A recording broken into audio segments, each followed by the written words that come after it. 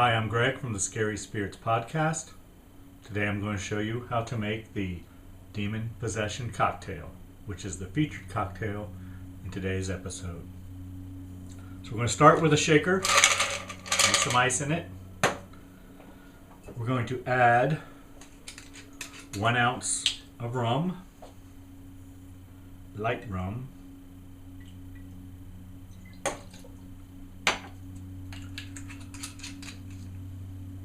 Then we're going to add 1 ounce citrus vodka.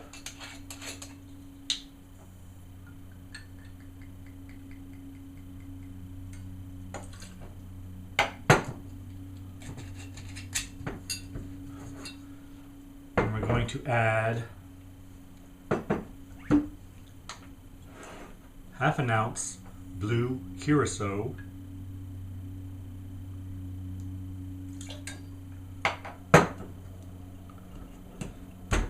And then we're going to fill the shaker up with lemonade.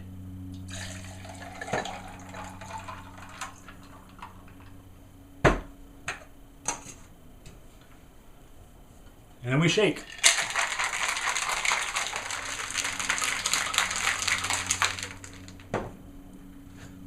And we strain it into a glass with ice.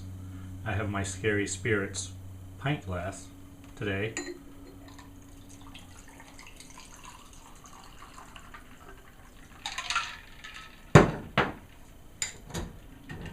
And then we add a dash or 2 of bitters.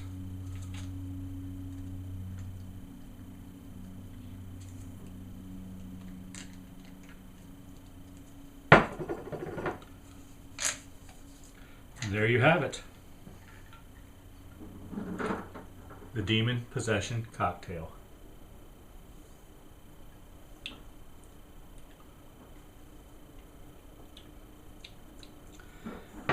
Very lemony. Thanks for watching. I hope you enjoy the podcast. See ya.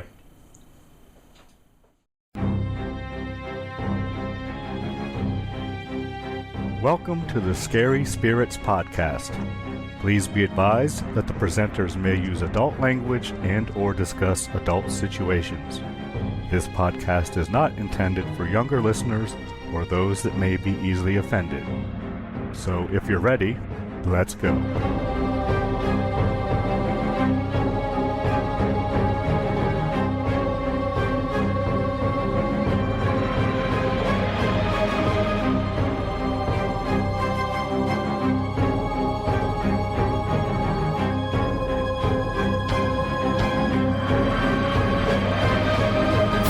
Hi, I'm Greg. And I'm Karen. And welcome to the Scary Spirits podcast, the podcast that combines the two very different but highly compatible worlds of scary films and alcoholic spirits. What could possibly go wrong? What could go wrong? Indeed. Today is a very special episode of the Scary Spirits podcast. Due to this past Sunday being Father's Day, we have a very special guest with us today, my son, John.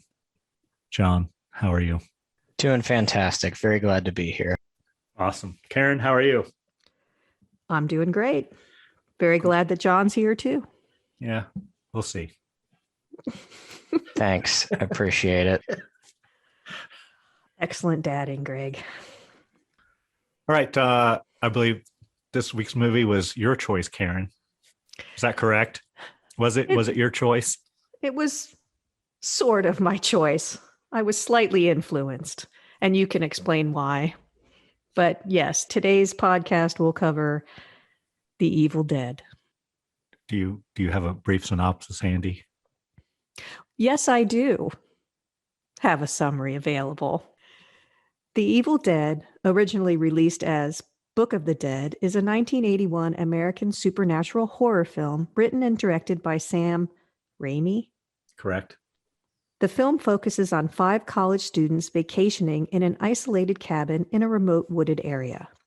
After they find an audio tape that, when played, releases a legion of demons and spirits, 4 members of the group suffer from demonic possession, forcing the 5th member, Ash Williams, to survive an onslaught of increasingly gory mayhem. That's pretty accurate. Sounds right. Why did you pick this movie, Karen? I picked this movie because Greg forced me to. Oh, is that so? Sort of. Greg did a lot of research to try to match up our films with our podcast dates. And when is Bruce Campbell's birthday? Bruce Campbell's birthday was yesterday. So we're honoring Bruce Campbell by watching The Evil Dead. And I did give John the option of joining us for the episode right before Father's Day or the episode right after Father's Day. So we had the choice of Psycho or The Evil Dead. And he preferred The Evil Dead. Why, John? It's a classic horror film that I've watched many times before, and I really enjoy. And I love the Evil Dead universe and all that it encompasses with Ash and his shenanigans. Shenanigans. It's a big word. Shenanigans. Don't confuse your dad, John. That has too many syllables. Ash and his fun. Yes, his fun. We'll make it simple. One syllable words only. Do we have a cocktail for today, Karen? We do. It's called Demon Possession. And the ingredients that you'll need to make this lovely cocktail is 1 ounce of vodka, citrus-infused vodka, 1 ounce of rum, 1/4 ounce of blue curacao, and lemonade. You want to know how to make it? Yes, please. Step 1, in a shaker, combine alcohol with ice. Step 2, shake well. Step 3, strain into a chilled highball glass filled with crushed ice, top with lemonade, and garnish with a cherry. Enjoy. I didn't Pretty garnish simple. mine. I did not either. The instructions I saw didn't say anything about garnish. Boys. So should we give everyone a chance to collect their ingredients and drink along? Absolutely. Hold on.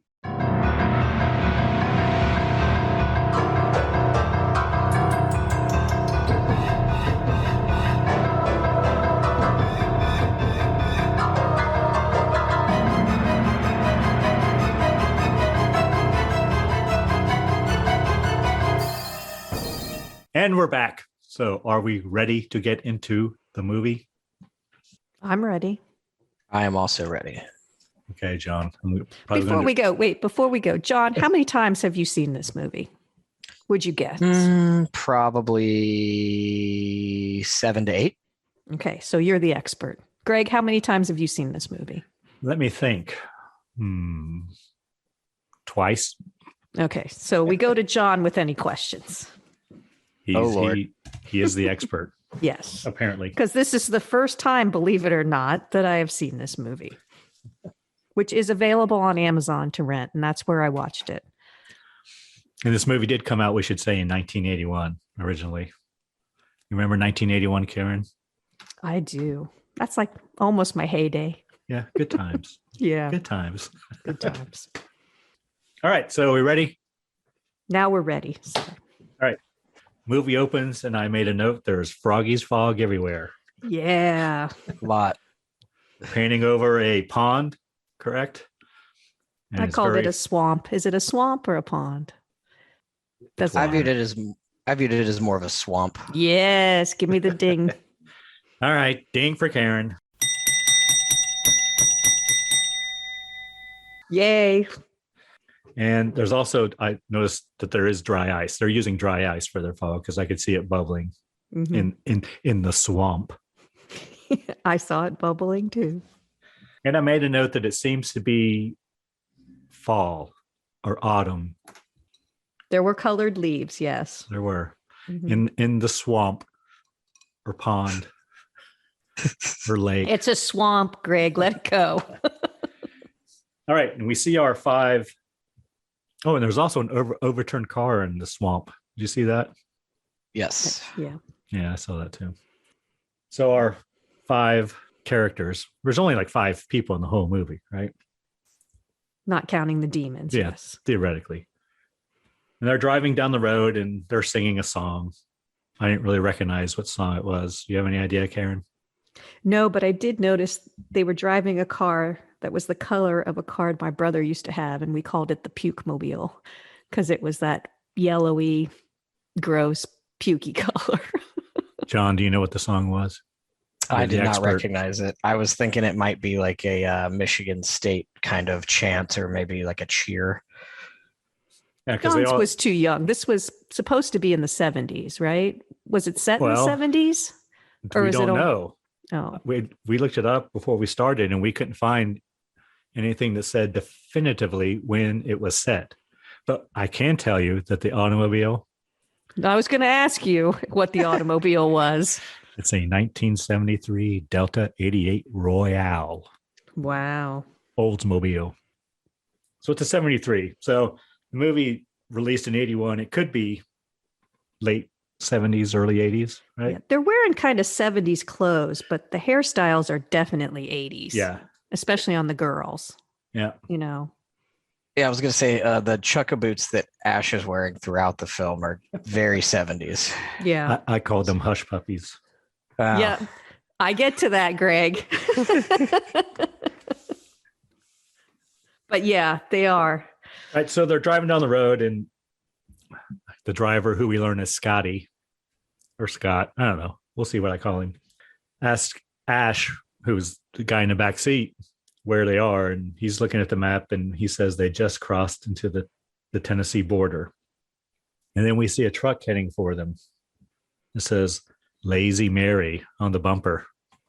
Does that have significance? I have no idea. Okay. John? I don't believe it does, but I would like to point out that that is a great truck. I like that truck a whole lot. What Do you kind of know what truck is that, John? That looks to me to be a late 60s Ford F350 wrecker, probably. Cool. Nice. Okay. Now you know what to get him for Christmas. Yeah. Yeah. So the truck is heading straight for them, and they almost collide, and they have a shot of Ash popping up behind Scotty, the driver, and he's yelling, "What are you trying to do? Kill us?" And I noticed that the windows go up and down like between every scene. One minute they're up, the next minute they're down. 1 minute they're up, the next minute they're down. Scotty says that the steering wheel just took control of itself. It moved without him doing anything. Right? Yeah, that's Yeah. our first spooky thing. Yep. And then he honks at two fishermen walking down the road. Right? Yep. And they wave. Oh, so actually there's 7 people in this movie, if we count There the you 2 go. fishermen. Any idea who those guys are? They're probably like production guys or something, I would think. Probably. Shit, I should look that up, but not now. And Scotty yells out the window, "I'm not honking at you." And in between those shots, the shots with the 2 fishermen, there are no lines on the highway. But the shot when Scotty is yelling back at them, there are lines on the highway. So there's just lots of inconsistencies. We're rife with cinema sins here. Well, it's showing the high production value. Yes. Yes. I would also like to point out, though, and it doesn't really get touched on much, but I thought it was an interesting point, is that Scotty's driving, and this is actually Ash's car. Yeah, I And knew Scotty's that as, driving like a maniac. Yeah, like a asshole. Right. I noticed this is establishing Scotty as the asshole. Yeah, he Right. is the D-bag character of Yes. the film, so to speak. Agreed. Then they're driving along, and they come up to a sign that says "Dangerous Bridge," and they cross it. And as they're crossing, shit starts falling down. Right, the tire like breaks through the bridge. Yeah, I would totally freak out if that was happening. They seem relatively calm, but yeah. And I would like to say that the bridge said the weight limit was 3 tons. And thought I it feel said like something that's like that. I think that's definitely more than a 3-ton car. I think a 78 Oldsmobile probably weighs a little bit more than 3 tons. You think? Maybe. I think so. It's Can we probably all find that steel out? body. Yeah. Absolutely. Hold on.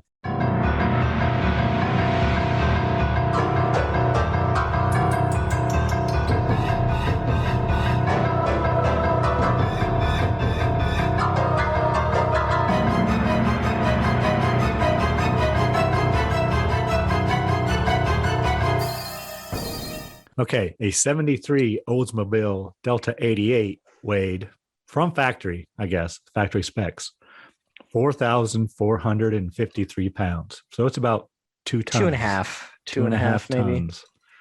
Yeah, and they're only going to weigh, what, Yeah. altogether, another 500 pounds, 600 pounds maybe. So we're right at the 3-ton limit then.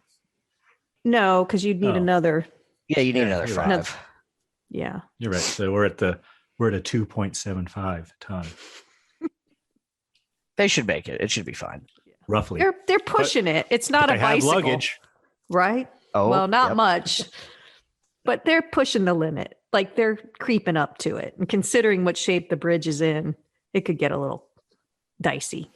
All right. So anyway, they make it across the bridge after one of the top wheels falls through and everything. And they're driving down this dirt path through the woods. Which kills me in that car because you'd think you'd need a Jeep or something, but nope.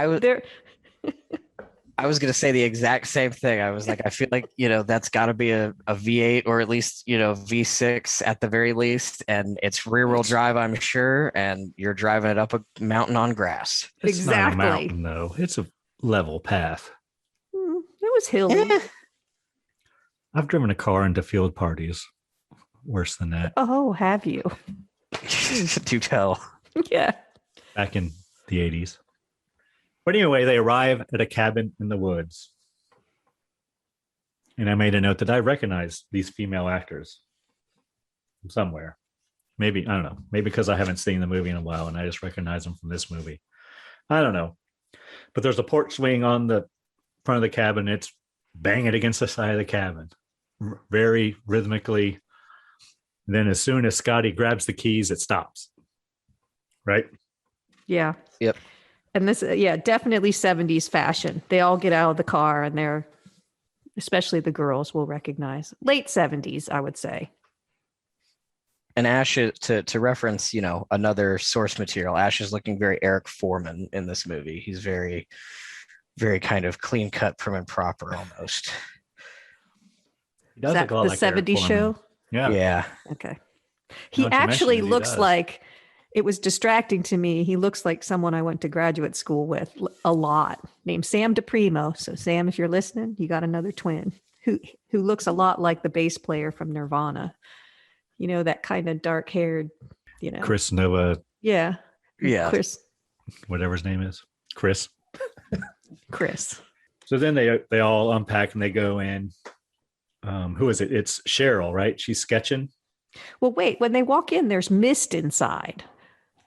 Well, it's You just know, dust. I guess. It almost looked very smoky, though. It didn't look quite like particulate in the air. It looked more much fluid. And there's a deer head on the wall, It's a cabin in the woods.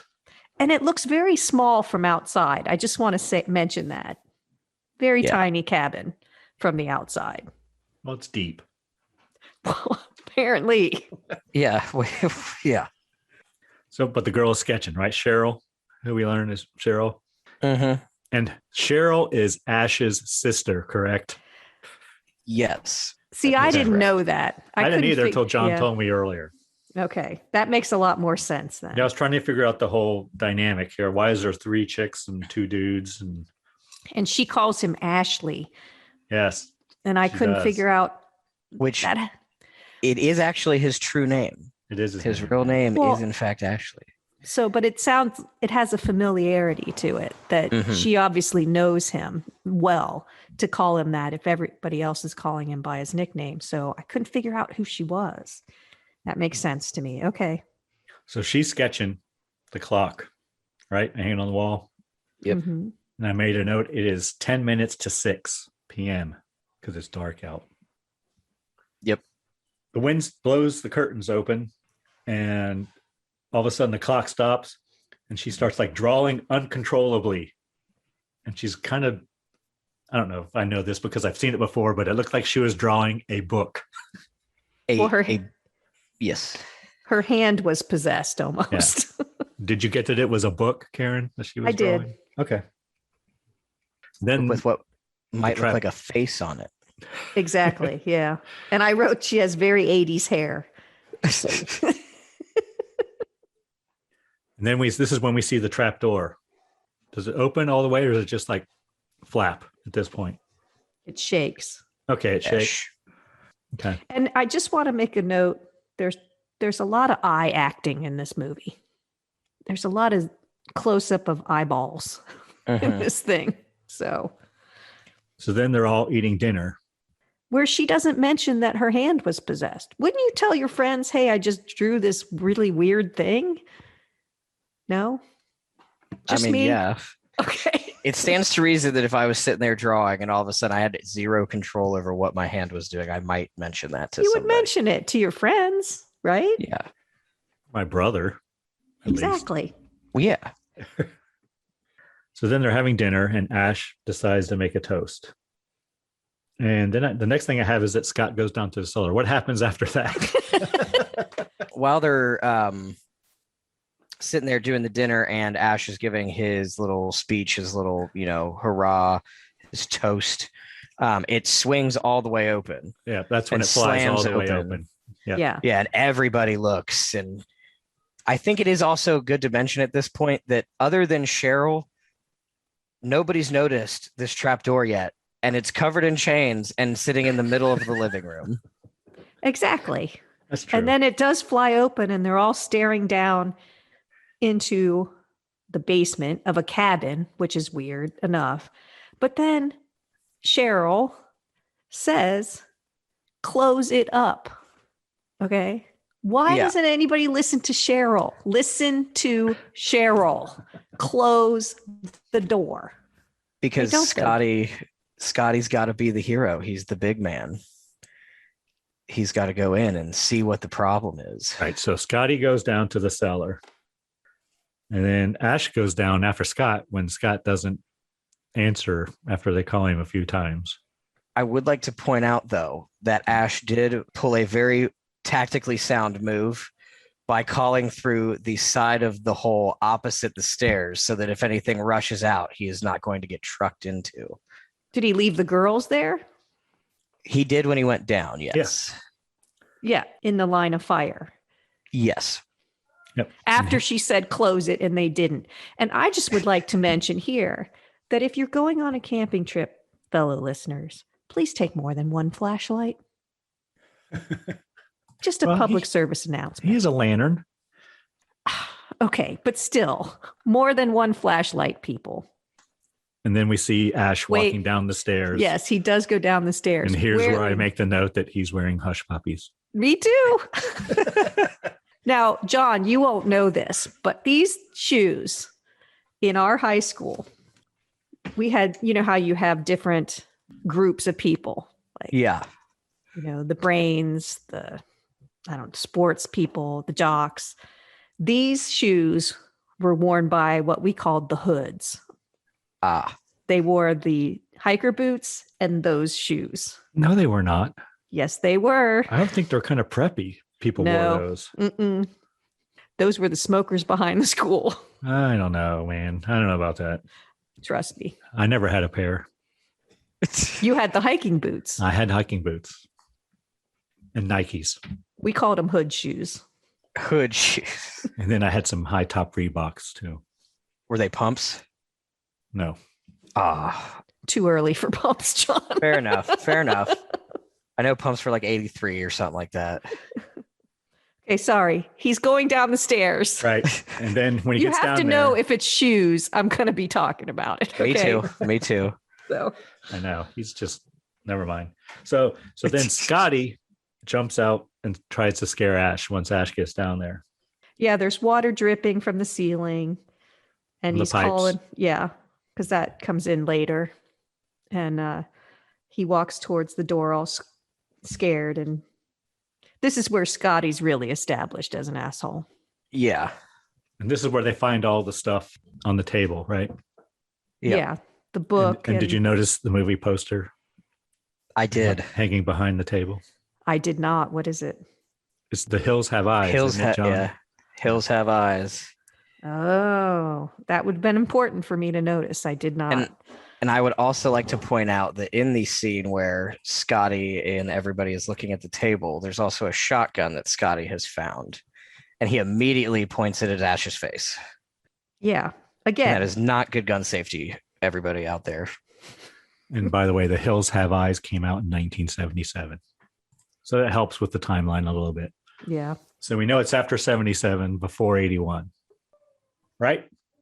Yes. Indeed. And it's a one-shot shotgun. It's like a one shell. Yep, one shot break barrel. Yeah, I don't get that. I don't either. What's the point of that? So if there are 2 shells in a shotgun, they shoot one at a time, or do they both go at once? John. Well, there's 2 triggers on a double-barreled shotgun, and you can pull both at the same time, or you can pull one or the other. Okay. Yeah, I don't get the whole one cartridge. I don't understand that. See it a lot in hunting. I think they had a lot more limits on ammo in the gun when you were hunting back then. I imagine it's lighter too to carry around. Also true. But either way. And I mean, it does shoot. It's not like, what do you want? You want more. What don't you understand? The lack of If I'm ammo. If I'm going to have a shotgun, I want a pump action shotgun that I can fill with like, how many shells does that hold, John? Well, a normal one, depending on where you live, 6. might hold 3 to 5. Okay, 5. So I can boom, boom, boom. Right? I would imagine it would be a skilled hunter that would take the one shot, because just to show I only need one shot, right? Especially considering that the sights on that are just bead sights. There's nothing fancy going on. He's just basically looking down the barrel and pointing.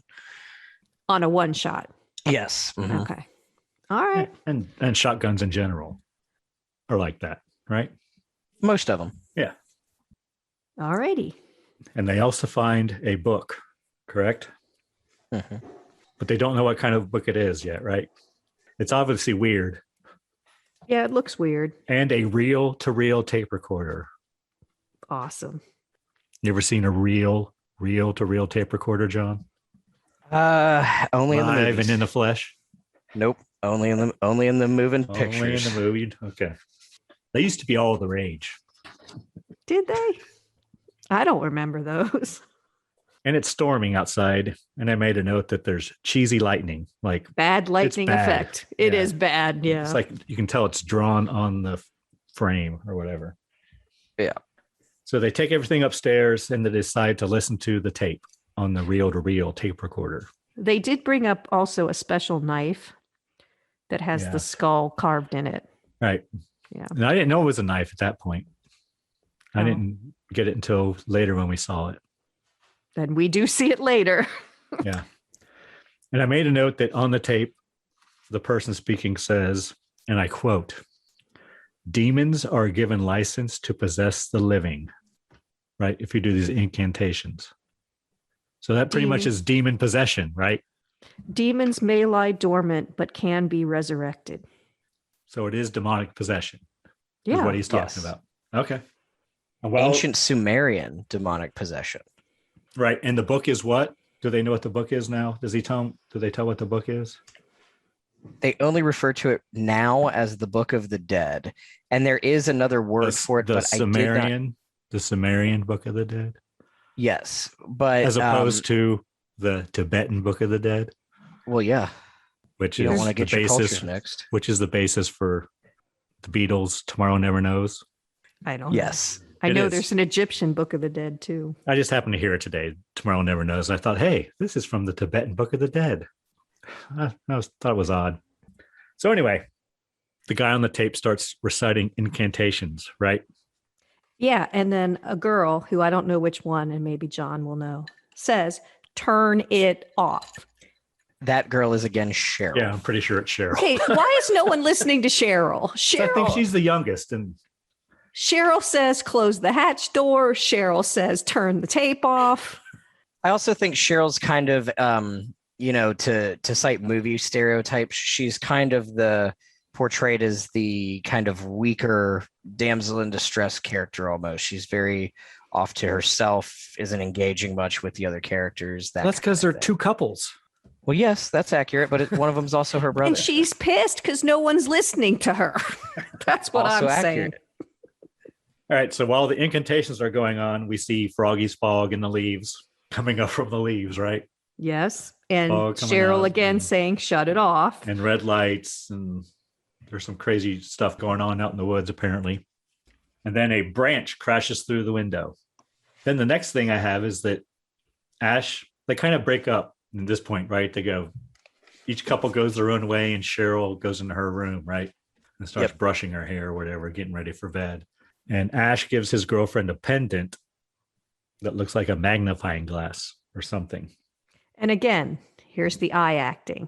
He's pretending he's asleep. He has the box in his hand, back and forth with the eyes. She keeps seeing if he's looking. And she's gonna Ash has a it. unibrow, needs a little grooming. But it's the 70s, so there you go. And they're doing the kissy face. And then we have a shot from outside the cabin. Here come the demons. So we're seeing the view of something outside the cabin as if it is walking around the cabin, looking in all the windows. And we get to Scott and Linda. No, Scott and Shelley. Yep. Scott and Shelley's room, and Shelley's taking off her shirt, and we see a side boob, Karen, one side boob. I thought you might like that. A Hitchcock brunette, if you might. And a real boob. Yeah, it's real. No, it is a real one. Pre-implant. Yep.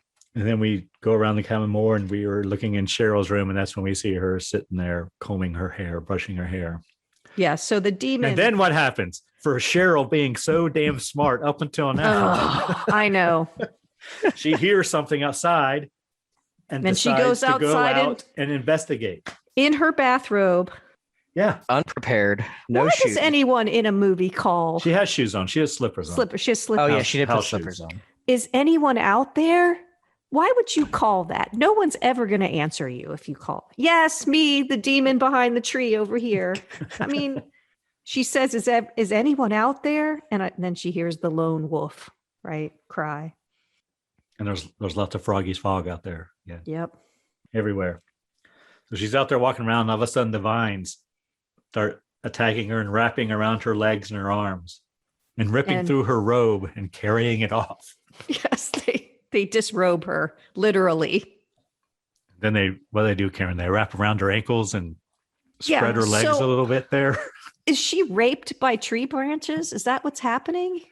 Yes. She is, in fact, raped by trees. Okay.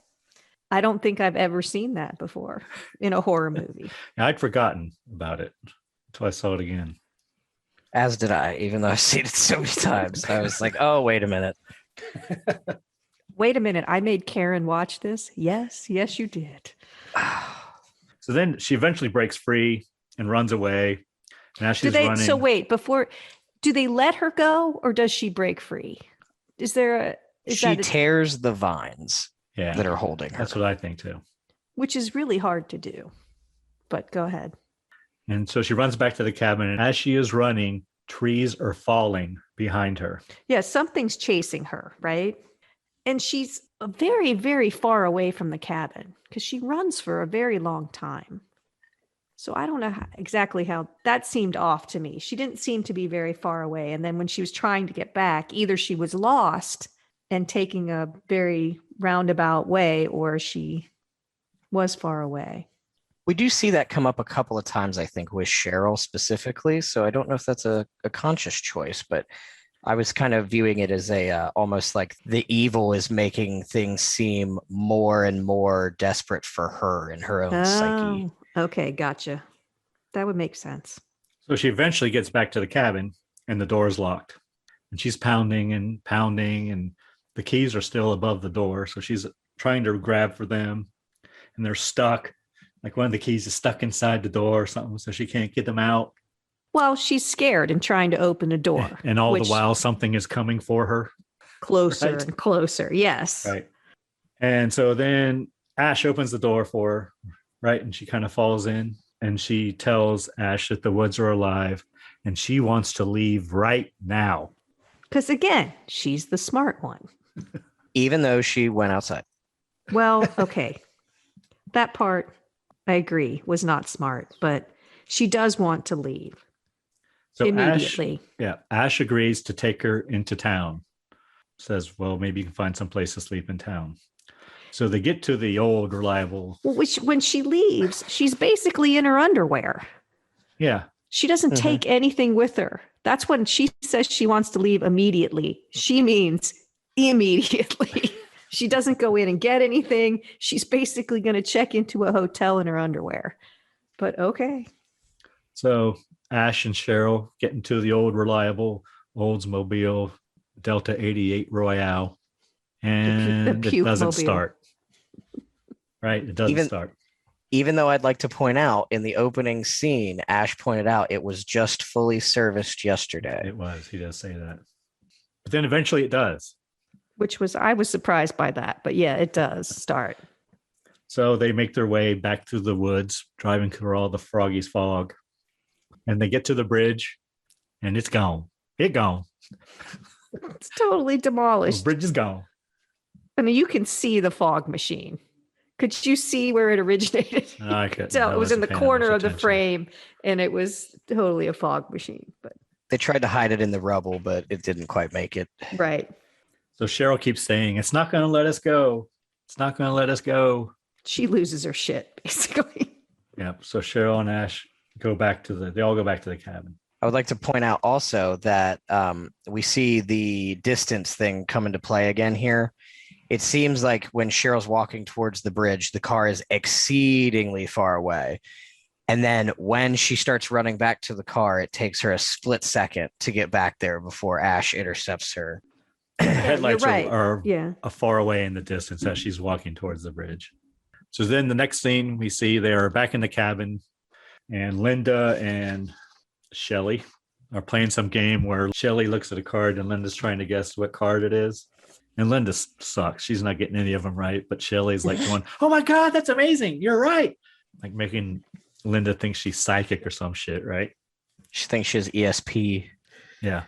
I think that, too, Ash is listening to the recording, right, at this time, while they're playing that game. And he learns that whoever is speaking on the tape. Do you know who's speaking on the tape, John? It was It's a doctor. He mentions his name. He's some sort of doctor who specializes in ancient civilizations and their burial practices. But he says his wife has been possessed by a demon and dismemberment is the only cure. Mm-hmm. So I have a question before we go further. Is dismemberment all the limbs and the head, or is it just the head? I would say all the limbs in the head. That's what I thought too, but okay. Just to be clear. Yeah. That's what I call dismemberment. Ting. Okay. So then all of a sudden we hear Cheryl calling out the name of every card that's picked up that Shelly's looking at, right? In not her normal voice, I would like to point out. No, Exactly. not her mobile voice. Right. And so the next thing I have is Cheryl is possessed. Cheryl is definitely possessed. She is floating. And talking about how everybody is going to die one by one before morning. Yes, one by one, we will take you. Then she grabs a pencil and stabs Linda right in the ankle with it. The good old pencil to the Achilles trick. And Scott then hits her with the handle of an axe and shoves her down into the cellar and chains her up, locks her in there. You can tell it's a doll he's fighting. Yes. But he does lock the door on her. First smart thing Scott's done the whole movie. I would also like to point out, though, that these demons seem to be able to feel and react to physical human pain. So I don't know if there's some sort of connection between them and the body or what, but he did manage to get her to get into the hole by smashing her fingers with the axe. True. You're right. They do. Then there's a black mist over the moon. So Linda's sleeping. Could you sleep if this was going? If that thing was in the basement and peeking out from the hatch thing, would you be able to? Well, I'm going to hit the hay. You guys wake me in the morning. I mean, wouldn't you be sitting on it or something? Move something heavy on top of it. I don't know. Yeah, probably. Yeah, I would. For sure. And then something comes crashing through the window in Scott and Shelley's room, right? Yep. And it is just something. It just crashes. Yes. We don't see anything. But Scott hears it from the other room and goes in there and starts looking for Shelley. He's got a nice buck 110 knife on his belt there in the back. Yeah, but he doesn't pull it at this point, does he? Not yet. Not Nope. yet. I would. So Scott finds Shelley and she's possessed and attacks Scott, right? Is she in the closet? Or does She's behind door number 2. Okay. He thinks she's in the bathtub at first. That's And right. He pulls it open and then for lack of a better term, Shelley finds Scotty and she attacks him. Right. They fight and struggle, and he throws her into the fire. Yeah, I'd just like to point out that Scotty doesn't have a whole lot of emotional distress throwing her in the fire. You know, Ash has a little bit of morality, having a hard time dismembering Linda later, but Scotty, not so much, just throws her in the fire. Well, I made a note that Ash seems to have a habit of getting thrown into shelving, because this is the second time he's been thrown into shelving on the wall. I said this bookshelf must weigh a ton. And it's the second time he's under it. So Shelley and Scotty struggle. Scott cuts her wrist with his knife. His buck 110. Yep. And Shelley chews off her own hand. Right? Yep. Why did she do that? What was the point of that? I mean, besides getting the blood and guts. I'd chalk it up to shock value. Okay. And then Scott ends up stabbing her with the Sumerian knife. Is that what we're calling it? Yeah, because the blood comes out of the mouth of the skeleton on the knife. Is there a name for that, John? The dagger? No, I mean how, there are knives that have like grooves cut in and so the blood can come out. Oh, the groove's called a fuller. Yeah, a fuller. It's actually used more for lightening the blade, so it's easier to swing. You see it a lot more in swords. But it does allow the blood to escape. Yeah. I knew John would know that. So it was specifically designed so the blood would flow out the mouth of the skull that's carved in the handle of the knife. I would say yes. Yeah. Interesting. I would also like to point out that Scotty is stabbing Shelley in the back with approximately a 2-foot long dagger, and he is stabbing towards himself through her back. Right. She took a long time to die. I made a note that the makeup isn't great. No, you can see the masks. Yeah. I'm not sure it's masks, but even the veins they put on there are very elementary. And the bruise on Ash's face is just it changes. Purple eyeshadow. Yeah. It changes a lot. I was going to say blush, but you're probably right. And then I made a note the milk starts spurting, because that's what they used was milk. Well, that's what it looked like. That's what it is. Out of the arm and the mouth. Right. And they think that Shelley is dead, but then she grabs Scotty again. And Scotty tells Ash to hit her with the axe. Ash freezes. He can't bring himself to do it, right? Does. Well, yeah. Scotty has no problem dismembering his girlfriend. Scotty hits her and chops her up with the axe. Beams her right up. All of her body parts are twitching. Yeah, that was creepy. So then they're like, oh my God, what are we going to do? What are we going to do? And Scotty says, we're going to bury her. Does Scotty say that or Ash? No, that's what Scotty says. And Ash says, we can't bury Shelley. She's a friend. Oh. Yeah. But they bury her. Yeah, we're awful quick to cover up murder. And I'm very surprised that nobody's thought to use the shotgun yet. Well, and they dig a hole in about 30 seconds too, which... Yeah. So they bury her and they make a cross out of some sticks and stick it in the ground, and then the lightning crashes again. So Scott says he's leaving right now, just like Cheryl. He wants to leave right now. And I made a note, he doesn't seem to care what happens. Oh, he doesn't care what happens to Linda because she's Ash's girlfriend, right? Exactly. He's your girlfriend. I don't care. He's out for number one and number one only. She's your girlfriend. You take care of her. As you should. Solid friend. And Linda's sleeping, soundly sleeping. But even right now, not well. She pops right up. So she's awake now.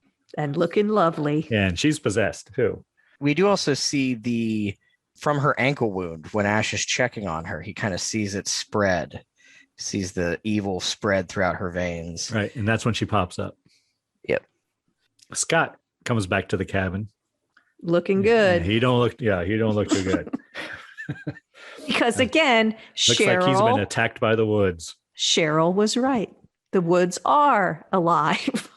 Yeah. So they're talking about how they're going to get out of there. And Scott says that there is a way out around the bridge via the trail, but the trees know. The trees know they're there. They are alive. And Scotty's in bad shape. Like there's a bone sticking out of his arm, and it's bad. Deep lacerations on the face. Blood coming out of his mouth. It's just, he's not going to make it on the trail. I'm just going to say that right now. And then Linda starts laughing. Yeah. Well, how would you describe? It's like a little girl laughing. Yeah. I It used was- maniacal. But it is maniacal, but it's more like a small child or something. It's not maniacal like an old man that you think, she's giggling almost. It's very in an annoying way. It's annoying more than scary, I think. Yeah, so Ash tells her to shut up And smacks her. repeatedly. Pulls the old Sean Connery. Allegedly. Allegedly. Yes, she does, John. That wasn't bad. That was pretty good. Yeah. That's your best one yet. I don't know. I was the old witch. I was pretty good at too, and mother. I was pretty good at mother too last time. But whatever. So Ash takes the shotgun and he acts like he's going to shoot Linda, but he can't. And then she changes back to like normal. Who says kill her if you can, lover boy? Is that the demon? That's Cheryl, I think. Oh, okay. From under the under the hatch door. Okay. And I made a note. Cheryl says she is all right now Yeah, too, she's and all wants right. to be let out of the cellar. And what does he do? He goes to like be sure, and he's going to let her out, right? It's peeking. And then hands come up through the floor and grab Ash by the face. So she's not all better now. She is not fine. Nope. And then Linda turns back too to possess. And starts laughing again. Yep. And so Ash drags Linda outside.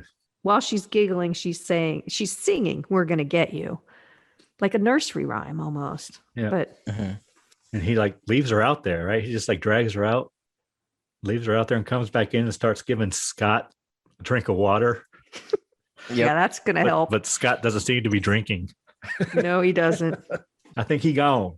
He's more drowning Scott than giving him a drink, it looked like. Nash says, the sun will be up in an hour. Then they can all leave. I wrote, except for Shelley. No, she's dismembered and buried in the yard. And we'll probably leave Cheryl there too. But is that something he heard on the tape? I didn't know where that came from. Is he just guessing that once the sun's up, they're going to be okay? Or is that something he heard? It's hopeful. He's holding on to hope in a crisis. So then Linda stabs Ash with a knife and then knife. licks the blood from the blade. So she came back in the house? Yeah, I guess. Yeah. Ash and Linda struggle. Cheryl grabs Ash's leg from the cellar. And in the struggle, Ash pushes Linda over and impales her with the knife. Like she falls on the knife or something. Yeah. And then the milk starts flowing again, I wrote. But that doesn't mean they're dead. So what is that? I think it may be a connection between the dagger and the book being the cause of the actual possession. Maybe the dagger was the original tool meant to dismember the... Oh, like Maybe. the ceremonial knife to do it or something. So then Ash drags Linda to the shed and chains her to the table. Which he's also super somehow adept with all this machinery all of a sudden. And he's just hooking up pulleys and chains and all this nonsense out of nowhere. Well, he's Ash. Well, yeah, I mean, Yeah. And he knows where the chainsaw is. So he fires up the chainsaw. And I wrote down it is a XL12, John. What kind of chainsaw is it? Made by the company Homelight. It's a Homelight XL12. Is that a real chainsaw? It is, yeah. You can still buy them. Okay. And it's gas run? Yeah. So just happens to be full and ready to go. Okay. Just checking. Yeah. So he fires it up, right? And he's getting ready to cut her. Then he sees the pendant and he stops. And I'd forgotten. I thought he cut her up. I couldn't remember. I thought for sure he used a chainsaw and cut someone up. I kept thinking up until this point, when's he going to cut that girl up with a chainsaw? When's he going to cut a girl up with a chainsaw? But he never does. No, because he's the good guy. It's like the Scotty. Mandela. It's like the Mandela effect or something. No. Scotty would have totally cut her up with the chainsaw. He unchains Linda and carries her out and decides to bury her. And there's more eye acting because she's on the ground pretending she's dead. He's looking at her back and forth. Right. And I made a note. She wakes up as he's digging. He picks her up and places her in the grave. And I said, I like this scene. This scene is the best scene of the whole movie, I think. It's a good one. It's the most well done. The cinematography and all that shit. Throws her in the hole, starts burying her right next to Shelley. Ash sees the pendant he gave Linda on the ground. He bends over to pick it up, and Linda grabs him from the grave and started tearing at the flesh of his legs. So did Carrie come out before or after this? Doesn't that happen at the end of Carrie? The end of Carrie is the prom, isn't it? No, she goes, it's a dream, but the hand comes up through the grave. Carrie's in 1976, so it did predate this. And I think we've been seeing that trope since Night of the Living Dead, correct? Probably before that, even going back to like Hammer films. And Probably. It just reminded me of Carrie. But anyway, proceed. She scratches the hell out of his leg. Yep. From inside the ground. And then Ash picks up what appears to me to be a railroad tie. Yeah. That's a big heavy piece of wood, isn't it? I said, is it a 2x4? What is it? It looked like a railroad tie to me. It's at least a 6x6. Yeah, it's a big, heavy, long piece of wood. He picks it up like it's nothing and starts swinging at Linda and hitting her with it. Well, she grabs it and ends up picking him up kind of with it, doesn't she? Yep. She's laughing again. All the wigs are all different. The wigs are crazy in this thing. So then Ash falls back and she jumps towards him. He sees the shovel next to him. He grabs it and decapitates her as she's coming towards him, right? Off with her head. Yes. That's a very, very sharp shovel. Just saying. Well, you got to keep your garden tools sharp. Apparently. I take my Dremel and sharpen mine regularly. A sharp tool is a safe tool. That's right. You never know when you're going to need a sharp tool. Well, obviously, because... For sneaky snakes and things. And possessed girlfriends. So Ash goes back to the cabin. Well, wait. So she's still, these two pieces, her head and her body are still alive. Yeah. They're still wiggling around. That's why I wanted to know what dismemberment was, because he didn't cut her arms and legs off. No. He just cut her head off. Right. And then went back inside. Yeah, he decapitated her. He did not dismember her. Okay. And the only thing that really stopped Shelley, other than the twitching, was the full removal of everything. Right. Well, they were all twitching. All her body parts were twitching. Yes. Yeah. But they buried her. She did eventually stop twitching, and they buried her. All her pieces. Okay. Anyway. So Ash goes back to the cabin, and Cheryl is gone. She has broken out of the cellar. The door is open. So Ash starts walking around the cabin looking for Cheryl. And I think he goes into Scotty and Linda's bedroom. And I made Scotty and Shelley. Scotty and Shelley, yeah. And I made a note there's a jar of Vaseline on the shelf. I thought that was interesting. Missed that. So Ash grabs the shotgun. Finally, we get the shotgun and points it at Cheryl, but she grabs it from outside the window. He gets one shot off first, and he hits her in the jaw. Oh, okay. Yeah. I thought he hit the back of her head, but he didn't kill her. Yeah, she keeps coming. So Ash realizes he needs more shotgun shells. So he runs down to the cellar to get them. In the basement, yes. Yeah. And while he's down there, he looks up and sees that the pipes are tied together with T-shirts. I don't know what it is. And they're blood soaked. So basically the pipes are filled with blood, I wrote. Yep. Well, blood everything. Blood starts seeping out of everywhere. The outlets, the light bulbs, phonograph starts playing, the movie starts playing, blood is everywhere. Blood comes out of the pipes. It comes down over the lens of the projector and casts Ash in a red lens, which I would like to point out is very thematically important, I think, for this movie, because it's a recurring theme. Red lensing. Yes. There were multiple times they used that. You're absolutely right. Ash puts one shotgun shell in his pocket and puts one in the shotgun. Did he only put one in his pocket? I thought he put more. I can only tell one. Then he starts walking back up. Did you see the Band-Aid box in the puddle of blood? That's what I was about to say. As he's walking, there's a tin of Band-Aids floating in all the blood. That made me laugh. I giggled. I giggled quite a bit during this movie, actually. The window shutters all start slamming. Ash goes upstairs. He's looking at himself in a mirror, and he puts his hand through the mirror.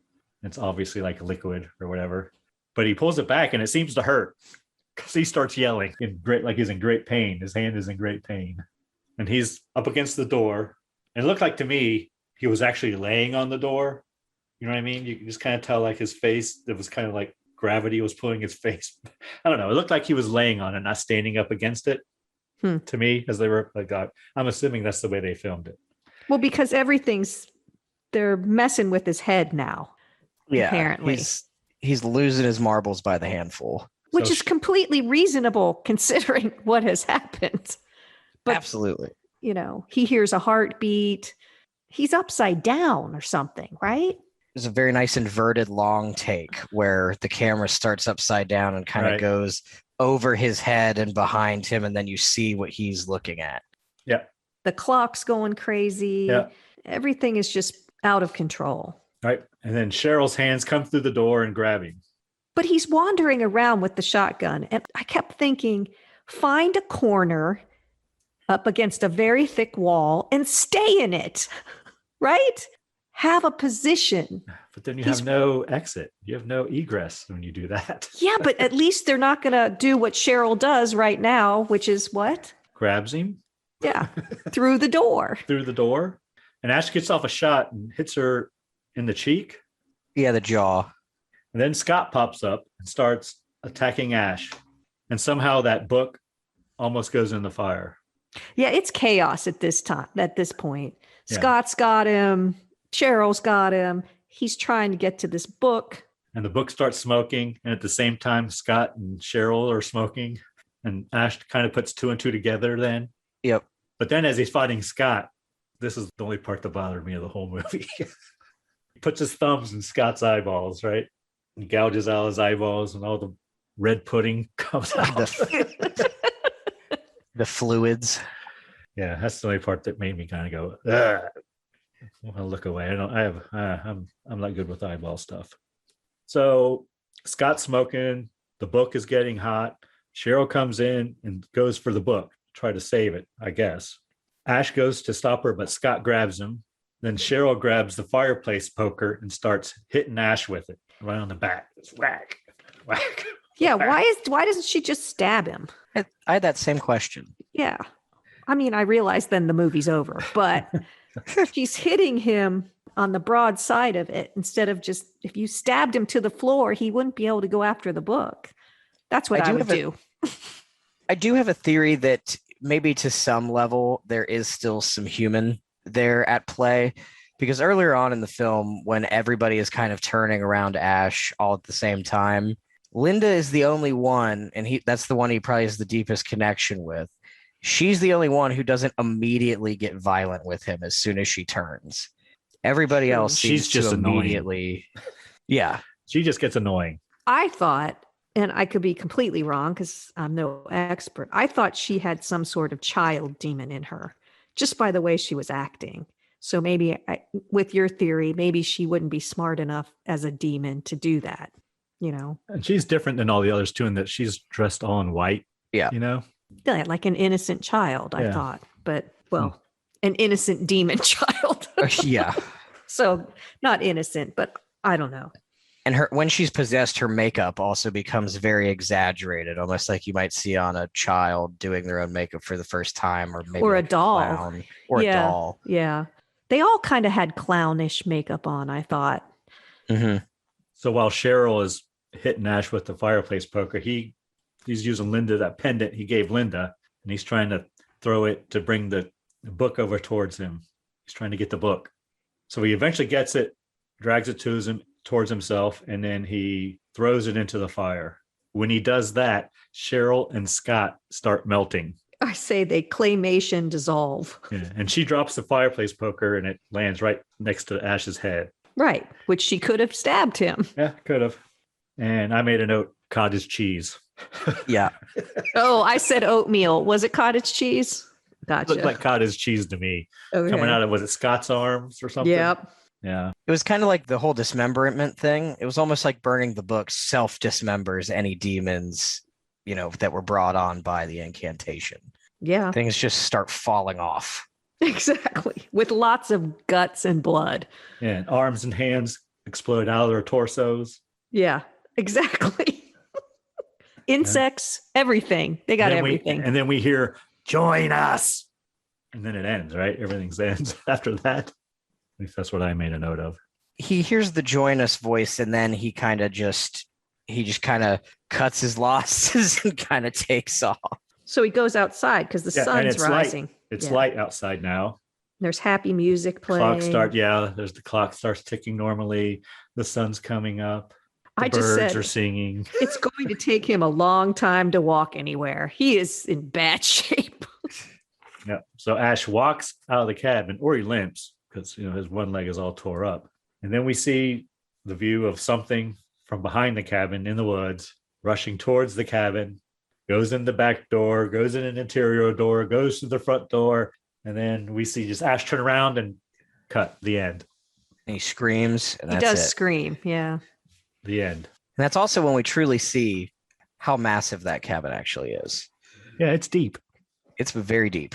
Well, it's deep above ground, and it's also deep underground. Yeah. It looks like this tiny one-room cabin when they pull up, but no, it's magical. It's huge. Well, you see it in the scene. When you're outside, though, it doesn't look that deep. And there's actually a couple outbuildings, too. Well, yeah, where he's going to cut her up and stuff. And there's a room like that in the basement, too, with all the animal jaws and all that. There's a lot of suspicious red flags. As you typically find in a lot of horror cabins. I'm glad you said horror cabins. I'm glad you didn't say as you typically find in a cabin. Well, this movie kind of is the beginning of the whole cabin in the woods theme, right? Yeah, I kind of had the thought that maybe Cabin in the Woods kind of, ripped a few thematic elements from this movie specifically. There are lots of movies that happen in a cabin in the woods. Well, yeah, because that's scary. You're isolated. Even now, they can say there's no service on cell phones. So even now, it can be an isolated place. True. Oh, yeah. How many sequels did this spawn? Well, spawned Evil Dead 2. Which is basically a remake of this one. Yeah. Army of Darkness, which is where our main hero, Ash Williams, descends into the 14th century to fight a legion of the undead.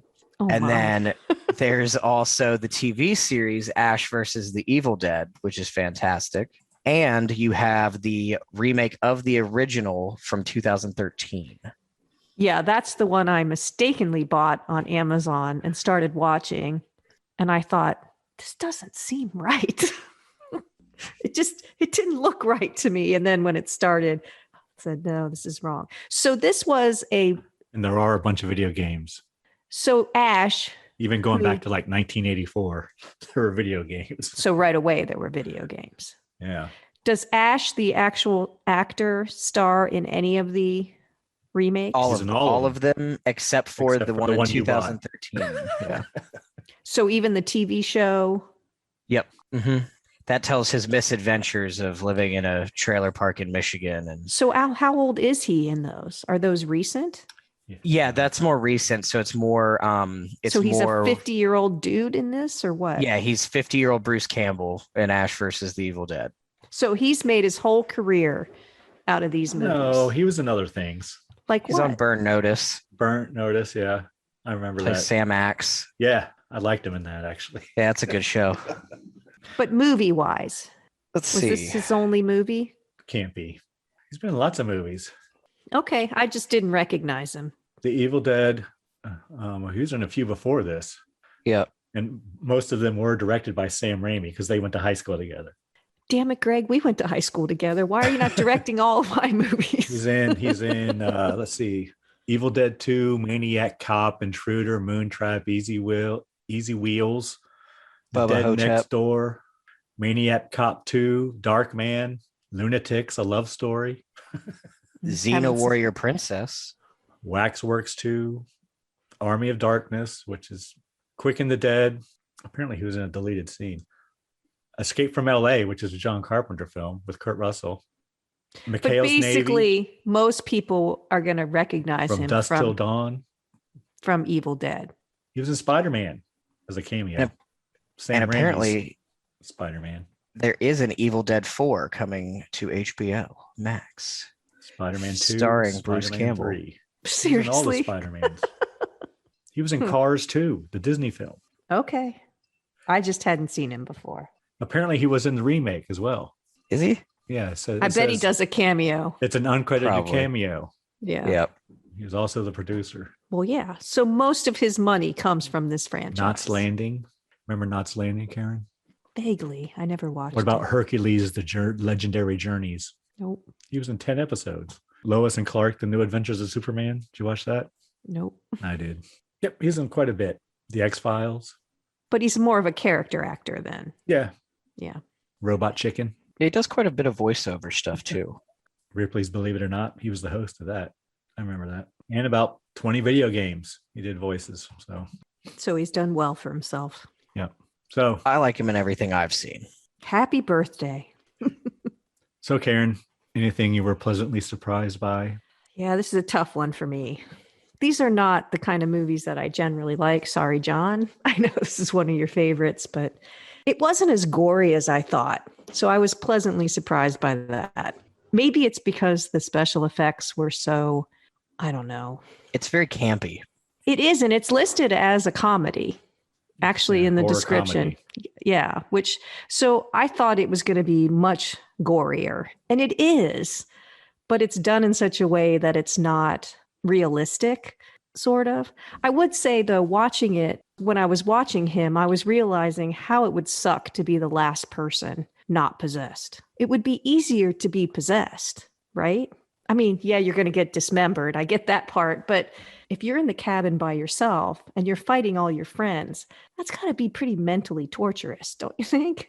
If you've got to kill and dismember your family and friends, it would suck to be that person. It's definitely not an ideal situation. And I think you see, if you watch Ash versus the Evil Dead, I think you see the after effects of that level of stress and I mean, you would never PTSD. trust anyone, right? No. Right? You would never, well, you'd never go to a cabin again, that's for sure. But it just seems so, it's hard enough if you're trying to fight, I don't know what other movies there are, zombies that you don't know and you're blowing their heads off. Okay, you're killing zombies, but these are people you know and you're dismembering them. So I don't know. Scotty didn't seem to have much moral dilemma with that, but Ash is much more developed as a character and you can see that he's having the moral dilemmas. I'm sure Scotty was used as a contrast, but he had multiple times to do horrible things and he couldn't do it, even though they're basically attacking him. I guess it'd be hard. Anyway, pleasantly surprised I could watch it all the way through without being that angry at either of you. That's definitely a positive. Yeah, see? Is there We'll look anything on you the were sunny very side. disappointed in, Karen? Yeah, that no one listened to Cheryl. I think I've made that very clear. What about you? I don't know. Let's go to John. Anything you were Yeah. pleasantly surprised by, John? Pleasantly surprised by, well, on rewatch, I would actually like to point out, I said I've seen it probably 7 or 8 times. This is the first time I've noticed the Hills Have Eyes poster. And I thought that was a very nice touch. I got so excited when I saw that. I was like, So "Ah." you did only took me rewatch 2 it. watches to see it. Yes, I did. I did rewatch it. Anything you were very disappointed in, John? I am also disappointed that nobody listened to Cheryl. Yeah. I understand that we're watching movies here and there's a story, but the common thread is always you got to listen to the person who's like, hey, that's probably not a good idea. Listen to the girl. I'm just going to say it. I also can't fathom, and this is one thing that kind of disappoints me about Ash as a character more specifically. He literally hears the guy on the recorder go, if you mutter this incantation, the dead will come. And then he keeps letting it play as the incantation is said. Just lets it go. Well, doesn't Scotty tell him to let it go? I don't know if it happens that way in that scene, but I know Scotty definitely wanted to hear it the first time he played it because Scotty was the one who made the point of let's bring this upstairs with us and listen to it. Greg, what do you got? I was pleasantly surprised by the scene where Ash is burying Linda. I really like that scene. That they filmed that the dirt was being thrown on her, or what? No, specifically? the whole scene. Even, just that whole scene. As she's picking her up, the angle and everything, as he picks her up and puts her in the hole, and he's carrying her, and her arm even like goes down his arm as I don't know how that was well done. I really like that. And also the scene that John was talking about where the camera goes like Ash is upside down and it comes over top of him. Yeah, So that was pretty good. some of the cinematography was really good. I think they were kind of, because this is a Raimi film, so I think, he was kind of really trying to take a leap and, kind of throw in some new things, some things that maybe weren't so common back then, with some long takes and other things like that. Is this one of his first films, or is he well established at this point, Raimi? First major for sure. The thing I was probably most disappointed in was the makeup. Yeah, it was pretty bad. So this was his second movie, Sam Raimi's. Is he specifically horror? Early, but no, he did do a whole Spider-Man trilogy. And that's why Bruce Campbell was in the Spider-Man movies. He was in all of them. In the Tobey Maguire trilogy, Sam Raimi directed all of them. Then he went back and did Drag Me to Hell. But this one made him famous. Probably. This is probably it's very low. It's low budget, but it must have made a lot of money. Did it? Its budget was $375,000. Its box office, according to Wikipedia, was $2.7 million in 1983. So that's pretty good. What should be also mentioned with the box office numbers is that it was much more of a hit everywhere else besides the United States. It had 2.7 million at the box office in the US and 29.4 million worldwide. Yeah, 29.4. And it probably is a cult classic. Would you say that's true? It is. I would agree. So rentals and yeah. It's an adaptation of an older Sam Raimi film that he filmed with Bruce Campbell when I believe they were in high school, called Within the Woods. I will tell you guys that after it was over, throughout the movie, the wind blows to signify the demons are coming. So after I watched it, it was probably 11. I realized I had to go close up the chicken coop, and the wind is howling out there. And I've got my little flashlight, and I'm like, oh my God, get a hold of yourself. And I'm chastising myself the whole time I'm walking out there. It's fine. You're fine. And I just have to close this one door because they come out into the area. There's grass that they eat and stuff, but it's all covered with netting. My hair got caught in the netting, and I'm trying to close the door, and the wind's howling, and I'm cussing you guys out because I have to. And I'm telling myself, it's fine. It's fine. And I ran from the chicken coop back into the house because I was just had all that howling wind going on, and the same thing was happening outside. So it's pretty funny. I was laughing, but I still ran back in the house. So you traumatized me a little. Well, Karen, how many cocktails did it take you to get through this movie? I don't know, 2. It's gorier than I like to watch in movies, but it wasn't bad. It was a good movie. It's action-packed. Well, there's a story. They follow the story. It's not disconnected. And the gore there were times it looked like they were just throwing meat at people or something. I don't know. Things exploded with a lot more blood and gore than was necessary. But overall, it wasn't. I would agree 2 cocktails is a good rating for this movie. John, we rate movies on how many cocktails it takes us to get through it. I did. The more cocktails, the worse the movie is. So we're giving this one a 2. Would you agree? I'd give it a 1. I would.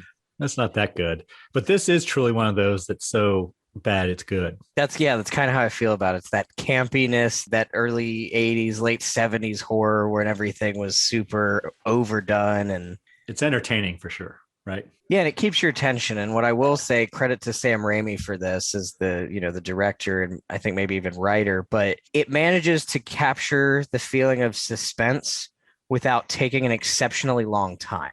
All the suspenseful moments are resolved quickly, but they still manage to bring you to that level of suspense that you kind of are looking for. Yeah, and I think the finer points are there too. Like I said, there is moral dilemma. You have a fairly developed character, and the story sticks true to the story. It's not confusing. You know what's happening. Well, in the woods with Cheryl, that was a little confusing, but overall, I think, you have a start, a middle, and a finish, and it pretty much follows along, and you can tell what's happening. You're not confused.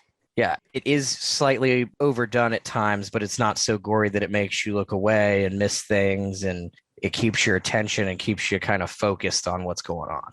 Yeah, the overdone is the camp part Yeah. where they just a pipe bursts and there's just blood everywhere. Or Exactly. like you said, the hands bursting out of the bodies at the end.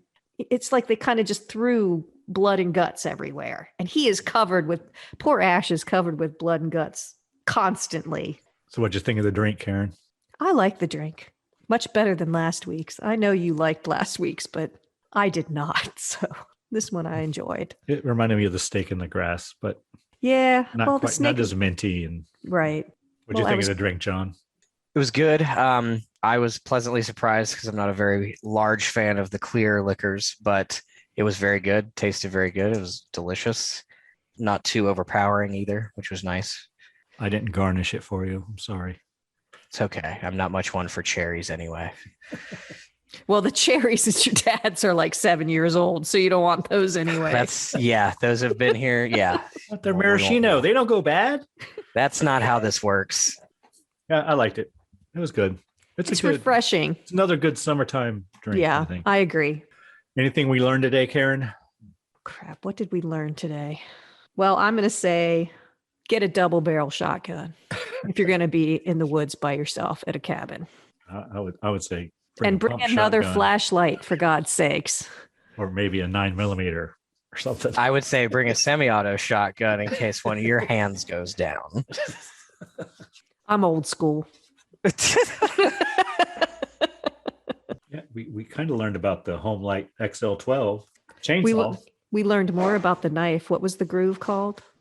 The Fuller We learned about knives, And guns. knives and guns, and Oldsmobiles. Oldsmobiles. Delta I can honestly 88. say I never knew the curb weight of an Oldsmobile Delta 88 There you go. until this day. 4,400 pounds. We're educational. If For the nothing children. else. Yes, right. All right, next movie. It's my choice, I believe, isn't it? Yes, it is. What are you going to throw out there? Is there a connect? There's not. Okay. Nothing really important happening. Next episode, or historical, whatever. So I think we're gonna watch Maximum Overdrive. Is that Ever a seen horror it? movie? No. Maximum Overdrive, starring Emilio Estevez. It's a Stephen King movie. Actually, the only movie he ever directed, Of his books, you mean? and there might be a Oh. reason. It's the only movie Stephen King directed. Directed. It's based on one of his short stories called Trucks. Oh God! It's not the one where the semi chases people around the whole movie, is it? It might be. I think I've seen parts of that. Yep. So I think we'll watch that just because I haven't seen it in a while and I want to watch it again. Okay. Is there a drink that goes with it? There is a drink. We're going to have a drink called the Green Goblin. How does that connect to Maximum Overdrive? You'll see.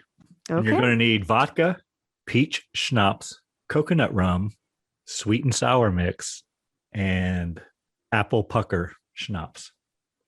You and your schnapps. And I happen to have all of those ingredients. So Dang it. good for me. Well, I know you have vodka, Karen. I know you have peach schnapps. I know you have coconut rum because we've Right. done all those, right? It's the schnapps that I can't find. It's called De Cooper Sour Apple Pucker Schnapps. Okay. Maybe I'll just swing down there and you can give me a 50 mils of it or something. Yeah, I have quite a bit. Yeah. So that's what we're going to do next week. Anyone you need to thank, Karen? Just Kim and Luke. Kim and Luke. They're my alcohol supply chain, but they couldn't find the butterscotch schnapps last time. So Well, you couldn't but I either. still love them. I know. I still think they're awesome. And we need to thank again the band Verse 13 for letting us use their music in the podcast. Once again, I'll link their info in the show notes. We need to thank my son John for joining us on this very special episode of the Scary Spirits podcast. It has been my pleasure. Okay, John, you need to say Happy Father's Day. Happy Father's Day. Thank you. And please drink responsibly.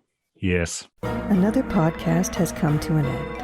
If you can't get enough of us, follow us on Facebook and Instagram at Scary Spirits Podcast. If you have questions or comments, email us at scaryspiritspodcast@gmail.com. Check out the website at scaryspirits.com. You can find us on YouTube at Scary Spirits Podcast. And if you feel like being our walking billboard, we have a link to our merch store right on our website. And if you're looking for the recipes for our themed drinks, you'll find all of them in the Recipe Den on our website. And remember, if you really want to help us out, leave us a 5-star review. As always, thanks so much for listening.